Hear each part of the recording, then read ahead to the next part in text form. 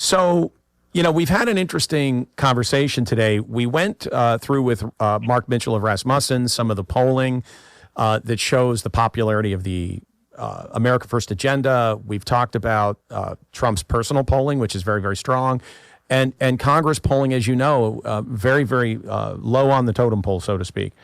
And so it raises the question to us, and we watched your discussions about spending between you and other members of the Freedom Caucus, the folks that, in my view, are really leaning into the fight. You were championing a more fiscally responsible, big, beautiful bill. What it seems we got was a very expensive, big, beautiful bill, and frankly, sitting out here in the hinterlands, we're wondering, will there ever be the will among members of Congress to actually address the spending nightmare? Well, look, I think that's the valid and correct question for the moment, because as you know, as your audience knows, we control the House, we control the Senate, we control the presidency. This is the opportunity. Every single Republican, I don't go to every single rally or campaign event for all of them, but I suspect they all say the same things. Government's too big, spending too much money, putting us in debt, making all of your products and services more expensive by the spending that happens at the federal level. And if you elect me, I'll do something about it. And here's the opportunity. And unfortunately, look, you don't like to throw your own team under the bus, but I think you have to wake up to the reality, and you have to be able to identify a problem if you're going to be able to fix it. There are no Democrats in this discussion that we're having right now. And so while the bill is big, first of all, it shouldn't have had to take the fight that we had to employ for the last few months to get it to where it was. Remember, they started out with $300 billion in savings. That's what they came back from Florida with the Republican conference back in February or January. And it was guys like me and the other members of the Freedom Caucus that got it to $1.6 trillion. But they were legitimately they said, we're going to save $300 billion. We're right now at about, I think, almost 1.5% savings over 10 years. And it's pretty bad when Lindsey Graham, I hate to say it this way because I like Lindsey, I don't agree with him on some things, obviously, but when Lindsey Graham comes out and says 1.5%, nobody over 10 years, nobody thinks that's actually saving anything, and we shouldn't be acting like we are. I agree with him, and that's probably why Congress's ratings are low and the president's are high. The president wants to do this, but, to his credit, he's got to get a bill through, too. And we can't count on any Democrats because the spending will actually go up even more. Unfortunately, it'll be even worse. And unfortunately, he has to depend and rely on Republicans who refuse.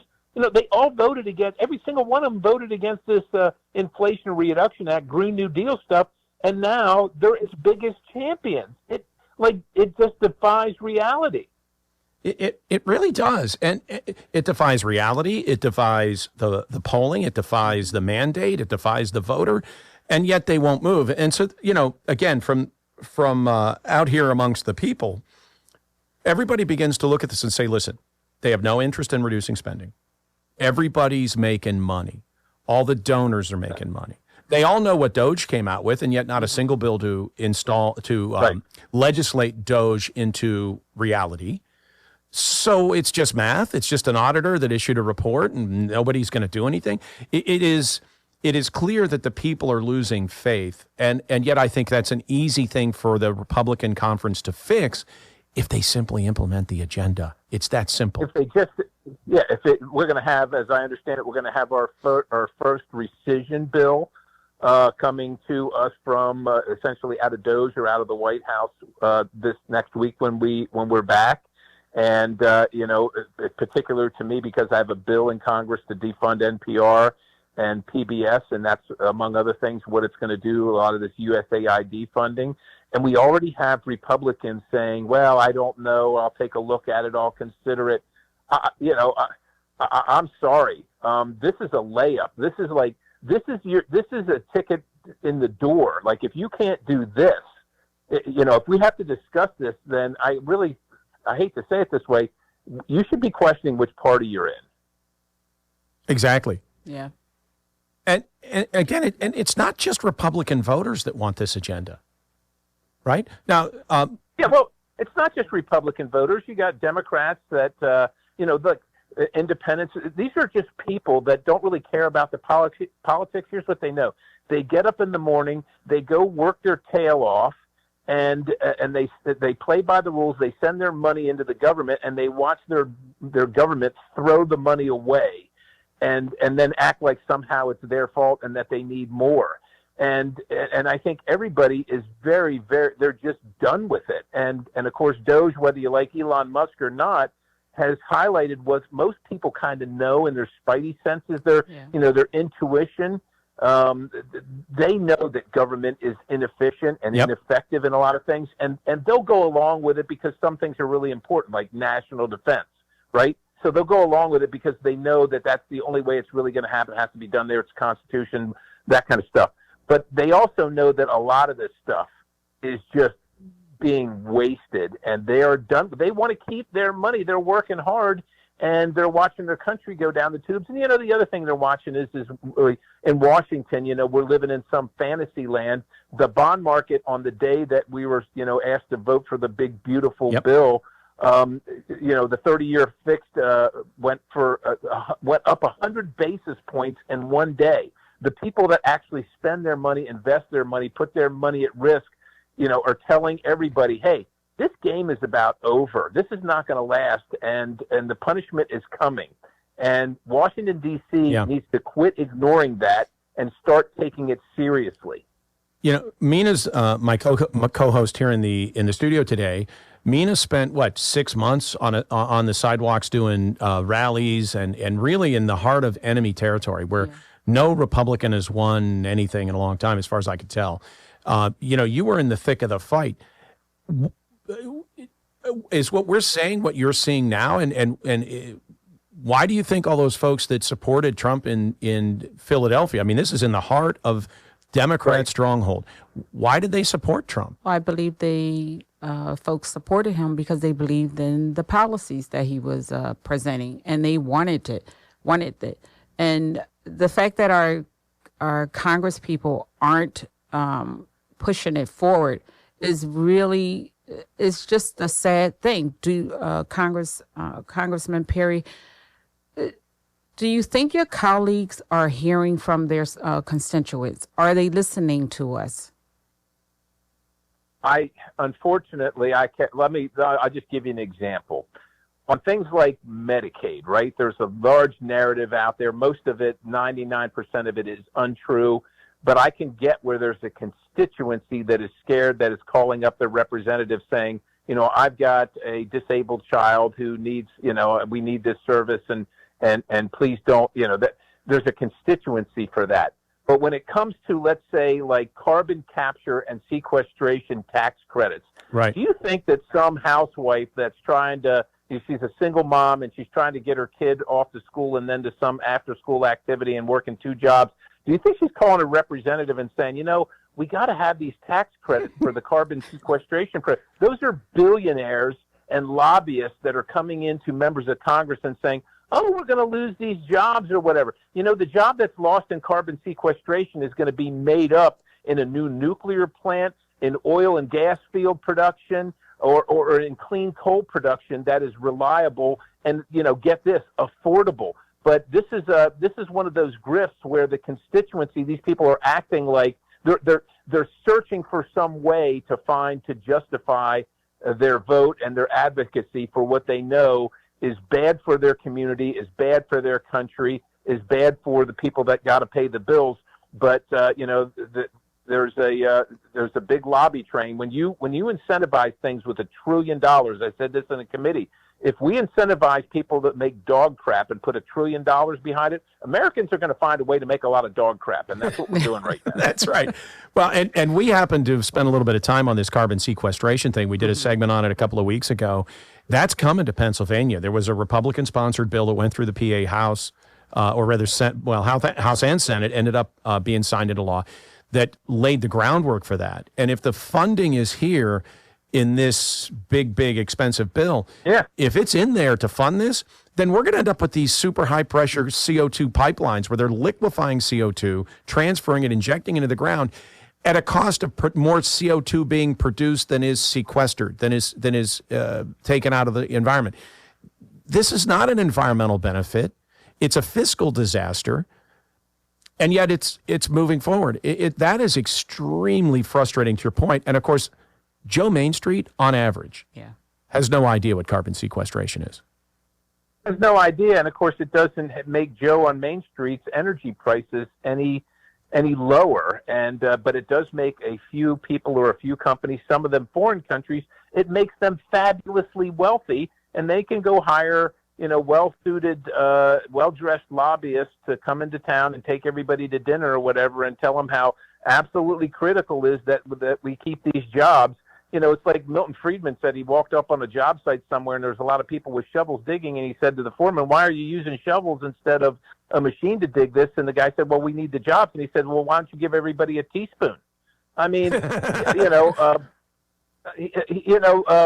there's a right way to do this and a wrong way, and the market figures out the right way if the government just gets out of the way. And of course, it breaks my heart that it's a Republican that offered that legislation, but I guarantee you, knowing what I know about myself, I'd have been opposed to it. Yes. And it's not personal, but we can't be doing things like that. No, and it's something that, because no one knew that bill passed, everybody finds out after the fact. It's way too deep in the political weeds to have the average person track it. It's nerding out, so nobody even knows what carbon sequestration is. You're not turning that into energy. You're using energy to produce it, and we're subsidizing it. So your tax dollars are going to make a few people wealthy while they act like they're creating jobs that would never be created otherwise. Right, and then when these super high pressure pipelines start showing up, running down the middle of farms and rendering all this land useless, that's when people say, "Wait, why are you doing this?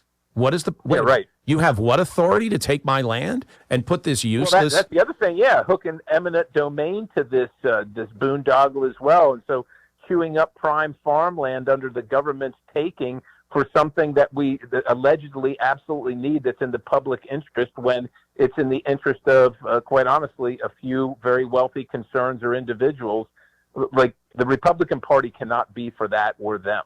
No. And so herein lies what we have been talking about, Mina and I, and our other co-host Ada, who's here a lot, is that the problem seems to be that at times big swaths of the Republican Party has no policy platform at all.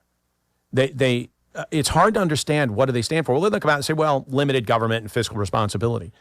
And I always say, well, give me an example. And that's the end of the conversation.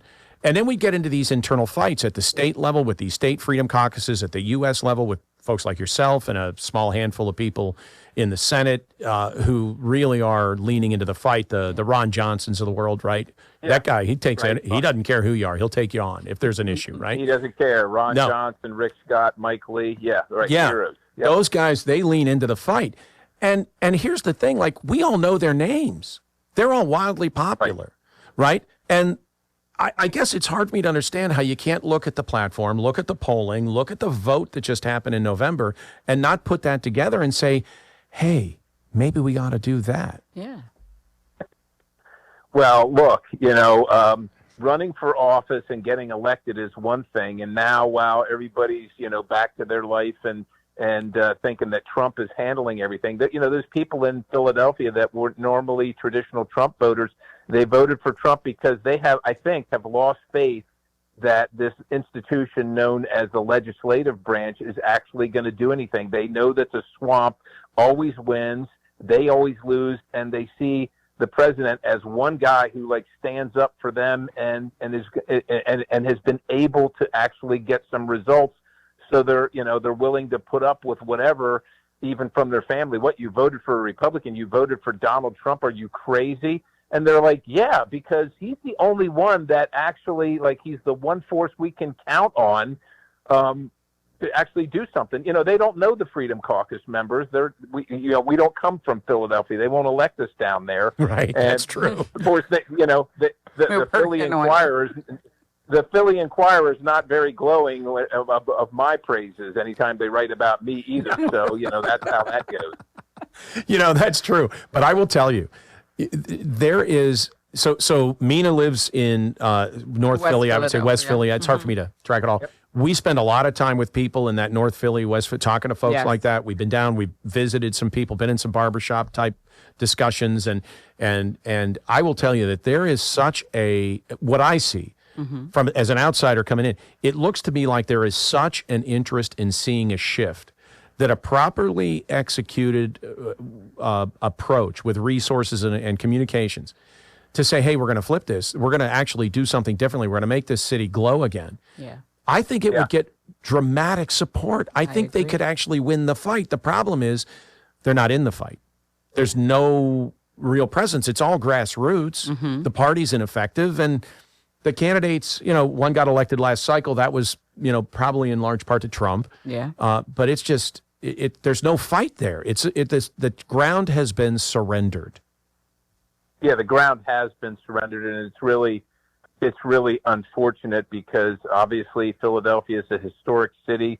Those people down there, God bless them. They work hard. They want to see their state, their community, their country, certainly their city flourish. You won't find more supportive people, but and they don't accept failure. Just go to a Flyers game or an Eagles game and have your team screw up. I mean, they don't mess around down there, and they demand better. And unfortunately, I hate to say it, but the Democrat Party that used to deliver for them does not exist anymore. Right. And they have not been willing to abandon it lock, stock, and barrel. And so you got crazy DAs down there letting criminals out, and they don't put the pieces together. And of course, the media, other than places like yours, go ahead, it supports that and acts like somehow that's good. So, and of course, people are like, they're busy, right? They're fighting for their lives down there. They're trying to pay their bills, and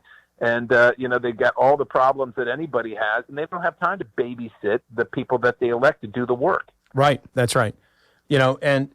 So I think actually all of these problems have created a fantastic opportunity. Well, that's why we're doing this show, right? We don't come down here and gather in this studio and get all these guests on just because, we like to chat about interesting things. Of course, we do. But we're doing it in this Southeast Pennsylvania market because this is where we've seen an increasing radicalization of school boards and county commissioners and townships, Philadelphia being lost territory, no fight to get it back. And citizens at all economic levels in every race and gender and, everybody's saying this has to stop. I want my local, state, and federal governments put back in the cage and fixed. So, that's how we do this. Now, we've got about 2 minutes left. And so one quick question. Politico says White House plans at last to send some Doge cuts to Hill. Do you think that's actually going to happen? I do. I think we're going to get it this week. Like I said, it's going to be National Public Broadcasting and PBS. I actually have the bill in the House of Representatives to defund them. It's also going to include all this USAID funding, as I understand it. I think it's $9+ billion, which, look, to the federal government is pennies, but to real people that work, that's a heck of a pile of money.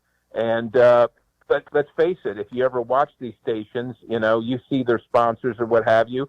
Like, it's great to have those things, but if they already have private sponsors, why is the government, that's broke, by the way, have to be spending money on that propaganda that I can see on Russian television or Chinese television? Right. And so, once again, my concern is that we already have Republicans saying that they might not vote for it, and I don't know. We don't know how that's going to go, but I'm all for running the bill. We got to cut we got to separate the men from the boys here, and we got to show the voters who's who. That's right, and we think that's a great idea. And then just a real short question: do you think that the pressure from the voters is actually affecting decision making in Congress now? Are they starting to feel the heat at all? I think they were in the last election. My concern, quite honestly, is that everybody is just hopeful that they elected President Trump and he's going to fix it, and they can just kind of take the pressure off. I mean, I will tell you who is enraged and active now, which is the crazy, radical left. That's who's energized right now. But our folks that have demanded the change somehow believe that President Trump can do all of it all on his own, and unfortunately, that's not the case. And also, unfortunately, I think that they have, gotten re-engaged in their lives and are just hopeful that it's going to work out because he's there, which is unfortunately, that's not a good recipe. Unfortunately, No. You can't just, you do have to babysit some of these legislators Yes. because they're going to do their own thing and they're going to disregard what you think. Well, U.S. Representative Scott Perry from Pennsylvania District 10, thank you for dialing into the conservative voice today. We really appreciate getting to tap into your insights. Thanks for leaning into the fight. And you lean into it there, we'll lean to it here, and maybe we can turn this thing around. Maybe we can turn it around. God bless you. Thank you so much for what you do. And, let's keep swinging. Let's keep doing the right things for the right reasons. Thank you.